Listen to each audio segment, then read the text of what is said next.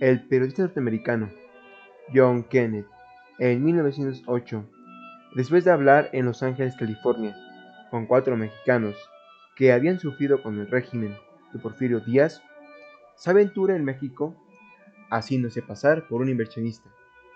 Indaga sobre las condiciones que vivía la población. De dicha investigación nace México Bárbaro. Capítulo 1. Los esclavos de Yucatán. ¿Seres humanos comprados y vendidos como mulas en América? ¿En el siglo XX? Bueno, me dije, si esto es verdad, tengo que ver. Los esclavos son 8,000 indios yaquis importados de Sonora, 3,000 chinos, coreanos y entre 100 y 125,000 indígenas mayas, que antes poseían las tierras que ahora dominan los amos enequeros. Los hacendados no llaman esclavos a sus trabajadores, pero cuando lo hicieron confidencialmente conmigo, dijeron, sí, son esclavos. Los hacendados yucatecos no llaman esclavitud a su sistema, lo llaman servicio forzoso por deudas. No nos consideramos dueños de nuestros obreros, consideramos que ellos están en deuda con nosotros, y no consideramos que los compramos o los vendemos, sino que transferimos la deuda y al hombre junto con ella. Ellos nunca pueden pagar la deuda. 2/3 de los yaquis mueren durante el primer año de su residencia en la región. De aquí el problema del reclutamiento. Todo lo que se necesita lograr es que algún obrero libre se endeude con usted, y ahí lo tiene. Nosotros siempre conseguimos nuevos trabajadores en esa forma. Los peones, estos sin sueldo, medio muertos de hambre, azotados, trabajan casi hasta morir.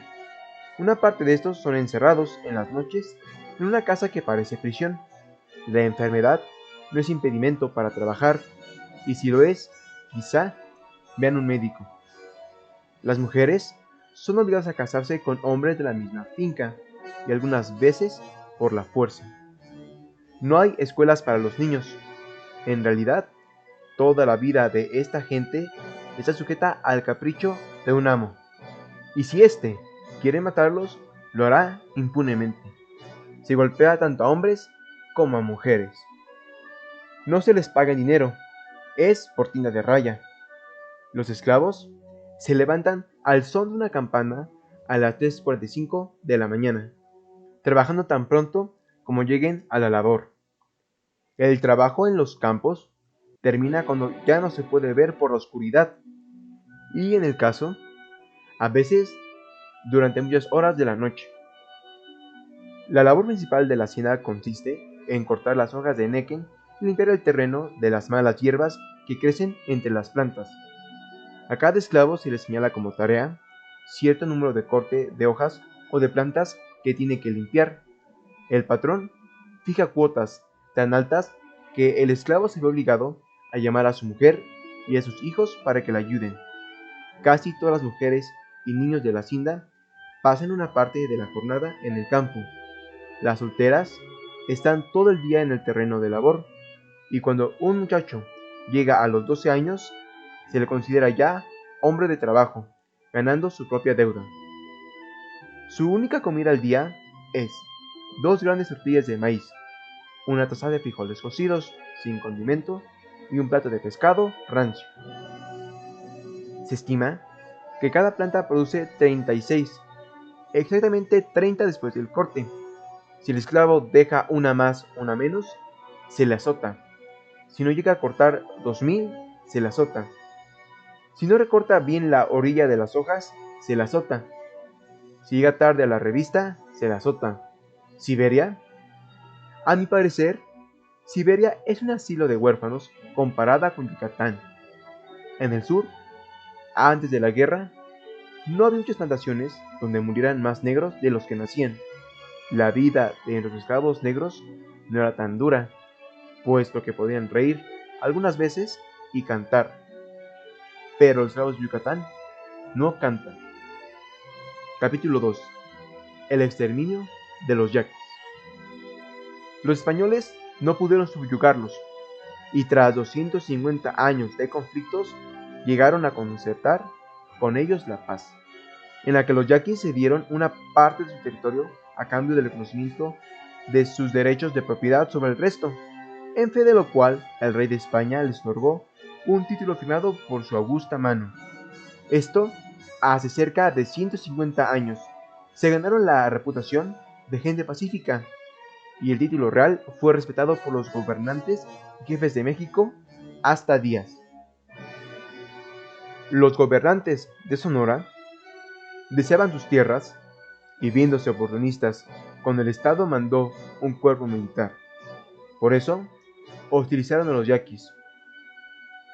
El 17 de mayo de 1892, el general Otero, del ejército mexicano, ordenó aprender a los yaquis, hombres, mujeres y niños, que había en la ciudad de Navojoa, y colgó a tantos que agotaron las cuerdas disponibles, siendo necesario usar cada una de ellas 5 o 6 veces. Finalmente, en la primavera de 1908, se publicó en periódicos norteamericanos y mexicanos una orden del presidente Díaz, disponiendo de modo terminante que todos los yaquis, sin importar sexo, edad o donde estén, deberían ser apresados por la Secretaría de Guerra y deportados a Yucatán. El coronel Francisco B. Cruz, del ejército mexicano, declaró: el gobierno no me da suficiente dinero para alimentarlos debidamente, y del 10 al 20% mueren en el viaje. Estos yaquis, continuó, se venden en Yucatán a 65 pesos por cabeza.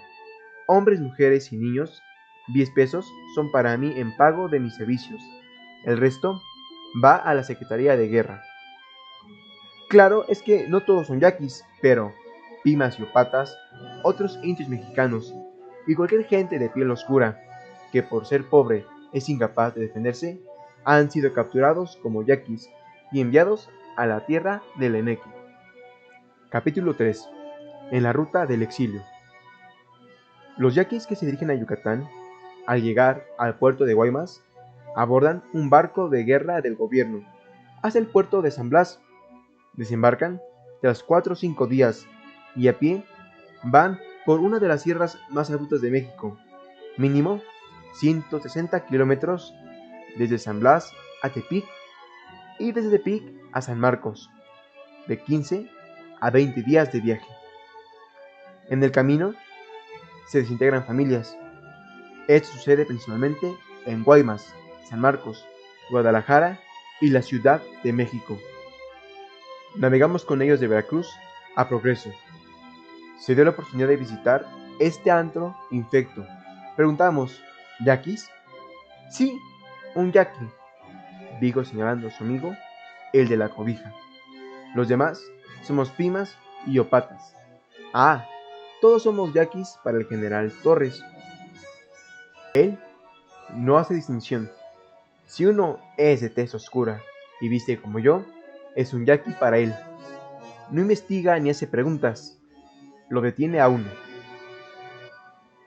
Mueren en el camino como ganado hambriento, continuó el viejo de Ures. Cuando uno caía enfermo, nunca sanaba. Los soldados tuvieron que arrancarme de mi marido, dijo otra, y cuando yo lloraba, se reían. Si los yaquis duran el primer año, generalmente se adaptan bien y son buenos trabajadores, pero el mal está en que por lo menos 2/3 de ellos mueren en los primeros 12 meses. Ustedes no están trabajando, le hice notar. ¿Qué es lo que hacen? Morirnos de hambre, contestó la vieja. Nos dan una vez por semana. Somos como cerdos. Nos alimentan con maíz, comentó la más vieja. En Sonora, nuestras tortillas son de trigo.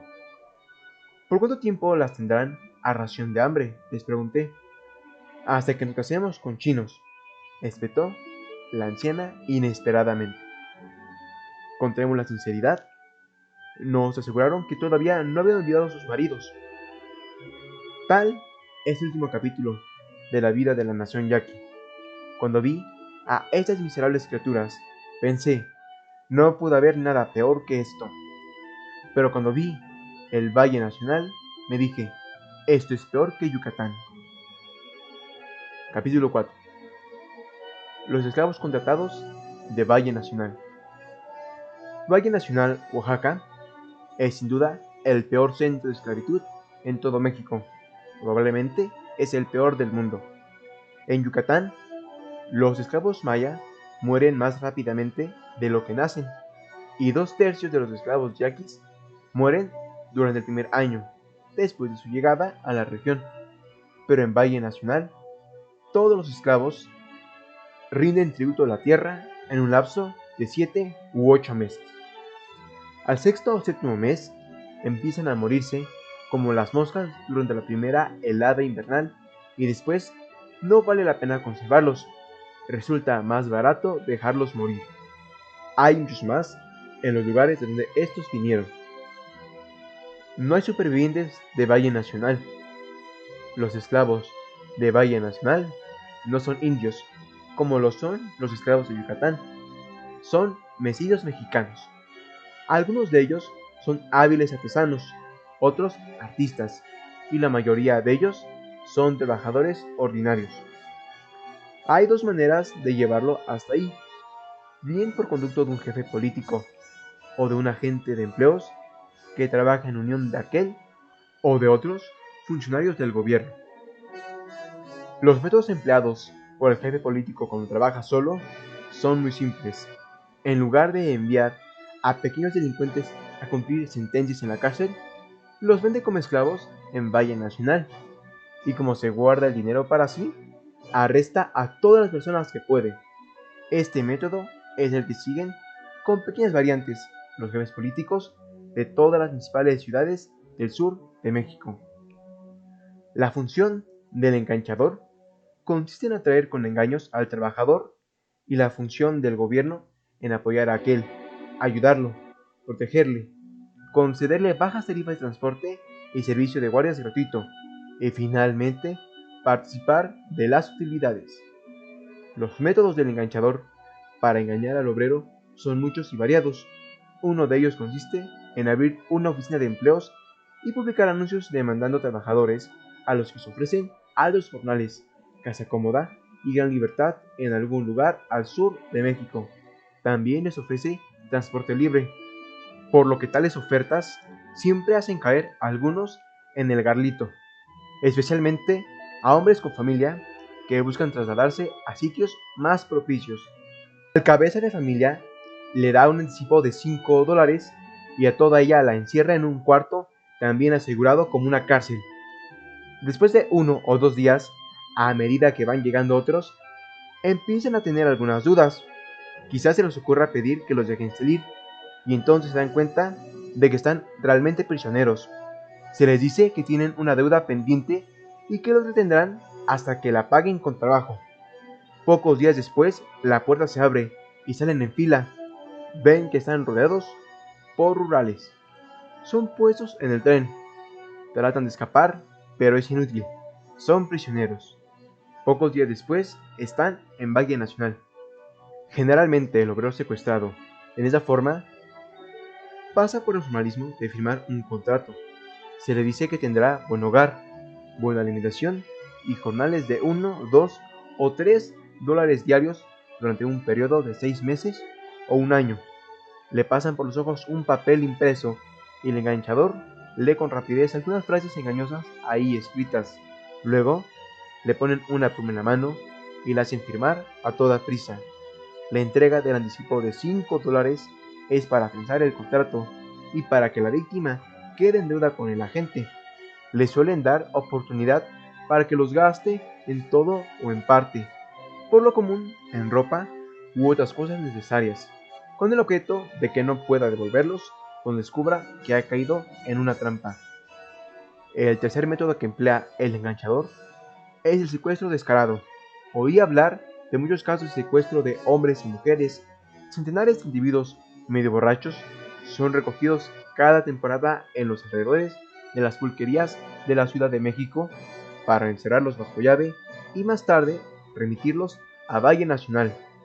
Por lo regular, también se secuestra a niños para enviarlos al mismo sitio. Los registros oficiales de la Ciudad de México indican que, durante el año que terminó El 14 de septiembre de 1908 habían desaparecido en las calles 360 niños de 6 a 12 años de edad, algunos de los cuales se encontraron después en Valle Nacional.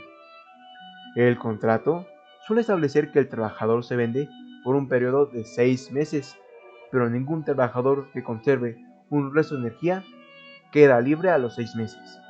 Varios patrones se jactaron ante mí de que nunca daban dinero a sus esclavos. Sin embargo, no llamaban a ese sistema esclavitud. Claro, también hay otro gasto constante que tienen que pagar los amos. El entierro en el cementerio del Valle Nacional cuesta $1.50. Digo que se trata de un gasto constante porque en la práctica todos los esclavos mueren y se supone que hay que enterrarlos. La única excepción se presenta cuando, para ahorrarse $1.50, los amos mismos entierran al esclavo o lo arrojan a los caimanes de las ciénagas cercanas. Los esclavos están vigilados noche y día. Por la noche los encierran en un dormitorio que parece una cárcel. En ninguna de las fincas encontré un dormitorio separado para las mujeres o los niños. A pesar de que hay mujeres honestas y virtuosas entre las enviadas a Valle Nacional, todas las semanas, todas, son encerradas en un mismo dormitorio, junto con docenas o centenares de hombres y dejadas a merced de ellos. La quinta parte de los esclavos de Valle Nacional son mujeres y la tercera parte de niños menores de 15 años. La hora de levantarse en las fincas es generalmente las 4 de la mañana, a veces más temprano, excepto en 3 o 4 de ellas. En las otras 30, los esclavos trabajan todos los días del año hasta que mueren. En San Juan del Río, una de las más grandes, disfrutan de mediodía de descanso los domingos. Casualmente, estuve en San Juan del Río un domingo por la tarde. El mediodía de descanso. ¡Qué broma tan triste! Los esclavos lo pasaron en la prisión, bien encerrados, para impedirles huir.